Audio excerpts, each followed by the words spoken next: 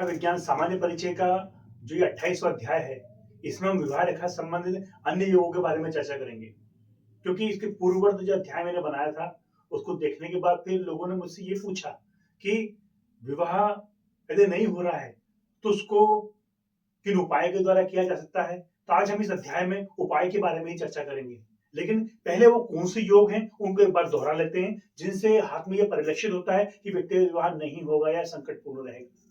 तो हम देखते हैं कि मैंने आपको पहले बताया था कि विवाह रेखा है और इस प्रकार का क्रॉस का चिन्ह बना हुआ हो, तो व्यक्ति का विवाह नहीं होगा, या फिर ये विवाह रेखा ऐसे घूम करके बुध पर्वत की ओर चली जाए।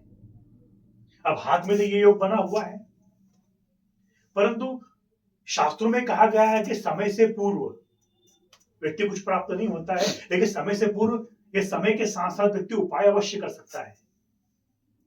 तो जब जिस किसी के हाथ में भी इस प्रकार का क्रॉस तर्जनी उंगली, क्षमा कीजिएगा, जो कनिष्ठिका उंगली जो है उसके मूल में इस प्रकार से क्रॉस बना हुआ हो, वो विवाह रेखा इस प्रकार से टर्न करके जा रही हो, जैसे व्यक्ति को पितृदोष रहता है ऐसा माना जाता है। तो हमें पितरों की पूजन करनी चाहिए। अब पितरों की पूजन करने की कुछ विधियां हैं।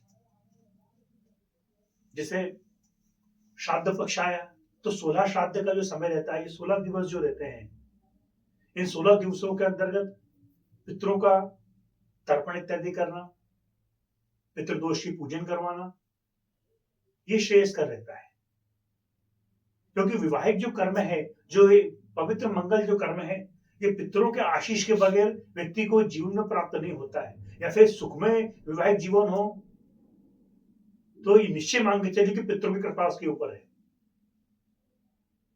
सुख संतान वैभव से उसका जीवन काल भरा हुआ है, तो निश्चय पितरों की कृपा उसके ऊपर है। यदि विवाह नहीं हो रहा है तो एक कारण यह भी हो सकता है कि आपके पितृ आपसे रूठे हुए हैं। तो सर्वोत्तम समय जो होता है वो होता है श्राद्ध पक्ष का। अनंत चतुर्दशी के बाद जो पूर्णिमा है, उस पूर्णिमा से लेकर के सर्वपितृ मोक्ष अमावस्या तक का जो समय होता है, ये 16 दिवस जो होते हैं, इसमें पितृ जिन जिन लोकों में निवास करते हैं वो 16 दिन के लिए पृथ्वी पर आते हैं और आकर के विचार करते हैं कि हमारे पितरों में कोई ऐसा है या हमारे संततियों में कोई ऐसा है जो हमें जल पिला सके, भोजन करा सके। तो ये परंपरा जो है, ये अनादिकाल से हमारे यहाँ बनी हुई है, जिसे हम अनजाने में नहीं करते हैं कि क्या होगा इसको करने से। लेकिन निश्चय ही मान करके चलिए कि ये उपाय मैं आपको इसलिए बतला रहा हूं क्योंकि इस प्रकार के योग एक व्यक्ति के हाथ में था और उसको इस प्रकार से मैंने कहा कि 16 श्राद्ध के अंतर्गत आप पितरों को तर्पण इत्यादि कीजिए। तर्पण आप नहीं कर पा रहे हैं तो कम से कम गुड़ और घृत तो हर व्यक्ति के घर में उपलब्ध होता है, थोड़ा सा गुड़ घी की आप आहुति इनको दीजिए दक्षिण दिशा की ओर बैठ करके, और ध्यान कीजिए हे पितृ, हमारे घर में जो समस्याएं हैं उन समस्याओं को आप दूर कीजिए। तो वैवाहिक कर्म से तो व्यक्ति निवृत्त हो ही जाएगा, परंतु घर के अंदर जो अशांति का वातावरण जो है, उस अशांति के वातावरण को भी आप दूर कर सकते हैं। परंतु कोई भी पूजन जो है वो शुद्ध भाव के साथ किया जाए, तभी भगवान हो या पितृ हो उसे ग्रहण करते हैं। किसी भी पूजन करने में 2 से 3 मिनट, 4 मिनट या 5 मिनट का समय लगता है, लेकिन वो 4 से 5 मिनट का समय जो है वो केवल उन्हीं को ही देना है। इस भाव से आप पूजन करें तो निश्चय पितृ आपसे प्रसन्न होंगे।